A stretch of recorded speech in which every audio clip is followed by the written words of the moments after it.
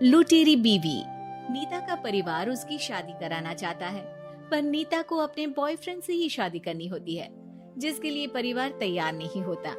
इन्हीं सब उलझनों के बीच नीता के पापा उसकी मर्जी के खिलाफ राघव और नीता की शादी करा देते हैं। शादी ਤਾਂ ਤੁਸੀਂ मेरी करा ਦਿੱਤਾ, ਹੁਣ मैं भी देख दिया ऐ परिवार खुश किवें रहंदा है। अपने गुस्से के चलते नीता शादी के अगले ही दिन से परिवार में सबको उल्टे जवाब देना, किसी की कोई बात ना सुनना और अपने मन मुताबिक रहना शुरू कर देती है, जिससे घर में सबको दिक्कत होती है, लेकिन नीता को कोई कुछ नहीं बोलता। एक दिन सास नीता के पास आती है। बहू की गल, तुसी किवें नाल या किसी गल से नाराज हो? तुहानू मेरी फिक्र करन दी कोई लोड़ नहीं, मैं ठीक हाँ। ऐसा बोल नीता वहां से चली जाती है, पर सास की बात उसके मन में रह जाती है। शादी के अगले दिन से ही मैं सब दे नाल किन्ना औखा बिहेव किता, फिर भी आ मेरे तो इन्ने प्यार नाल गल किवें कर सकदी आ। मानू नफरत करनी नहीं आउंदी, ऐस करके वो सोचती आ कि एक ना एक दिन तुम्हारा गुस्सा भी खत्म हो जाऊगा। यह कदे नहीं हो सकता। इससे पहले राघव कुछ बोलता, नीता का मोबाइल बजने लगता है, जिस पर राघव वहां से चला जाता है और नीता फोन पर बात करने लगती है। जिसके बाद अगले दिन से नीता की जैसे ही आत्मा बदल गई हो, वो बिना किसी के बोले घर के सारे काम कर देती है। उसकी ऐसी काया पलट देख राघव और उसकी माँ हैरान रह जाते हैं। बहू तबियत शबियत ता ठीक सी? तबियत छड्डो मां, मैनू लगदा आ इसदा दिमाग हिल गया। ए तुसी दोनों की गल करी जांदे हो? मैं ठीक आ ते मेरा दिमाग भी। बस आज रियलाइज हो गया कि मैं अपने गुस्से विच कितना प्यारा परिवार ठुकरा रही सी। नीता की बात सुनकर सब बहुत खुश होते हैं और अब नीता सास की सेवा से लेकर पति की हर बात मानने लगती है, जिसकी वजह से कुछ ही समय में घर की सारी भाग दौड़ उसके हाथों में आ जाती है। उसी के साथ सास और राघव भी हर काम के लिए नीता पर ही डिपेंड हो जाते हैं। नीता मेरा लैपटॉप किथे आ? बहू मेरी दवाइयां।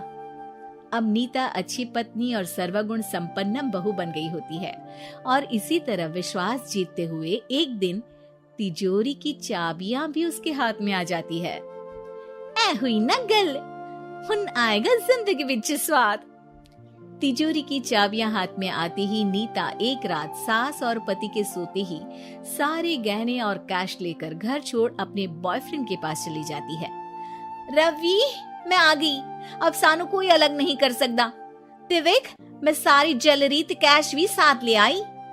नीता की ये बात सुनकर रवि खुश हो जाता है और वो दोनों साथ रहने लगते हैं, जिसमें नीता पूरा समय काम करती है तो रवि उसके लाए पैसों पर ऐश करता रहता है। मैं तेरे तो प्यार कर दिया ता करके ससुराल छड़ाई, और एक तू आ जो पैसों दे आगे कुछ भी नहीं देखदा।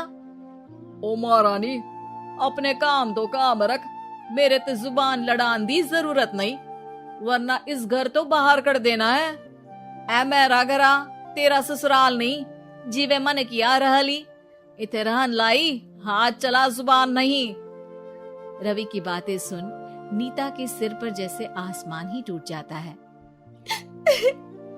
एक तेरे करके मैंने अपने माँ पियो नाल उस भले चंगे ससुराल नु भी धोखा दिता ते तू छड्डो परे, मेरी ही गलती आ जे अखा उत्थे तेरे प्यार दा पर्दा डाल उस दिन फोन ते तेरी गल्ला विच आ गई।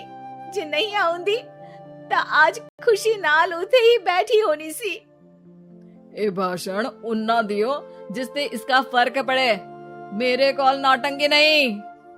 रवि वहां से चला जाता है और नीता रोती पछताती वहीं बैठ जाती है। हाय रब्बा, ए मैं की कर दिता, उस घर विच भी वापस नहीं जा सकती। एक ता घर छोड़ा नाल चोरी भी की, कोई मेहणु माफ नहीं करूंगा। घर कैसे वापस जाए इसी डर से नीता रवि का घर छोड़ नहीं सकती। इसी तरह दिन बीतते हैं और उन्हीं के साथ हालात बद से बदतर होते जाते हैं। अब रवि पैसों और अपनी मनमानी के लिए नीता के साथ मारपीट भी शुरू कर देता है, जिससे परेशान होकर एक दिन नीता उसे छोड़ अपने ससुराल वापस आ जाती है, जिसे वहाँ देख राघव गुस्से से लाल हो जाता है। हुन इथे की लेना या हमारी जिंदगी के साथ घर ता तू पहले ही बर्बाद कर गई सी। जान दिया, मेरी गलती माफी लायक नहीं। मैं कमली सी उस ढोंगी नु सच्चा प्यार दे, इस सच्चे प्यार नु बोझ समझती बैठी।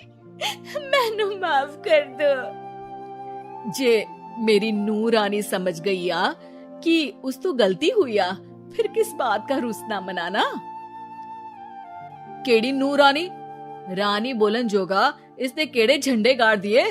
मां याद कर, तेरे घर विच चोरी कर बहू ते पत्नी सब रिश्ते तोड़ भाग गई सी। और फिर की मानता रहिया, गलती हो गई सी।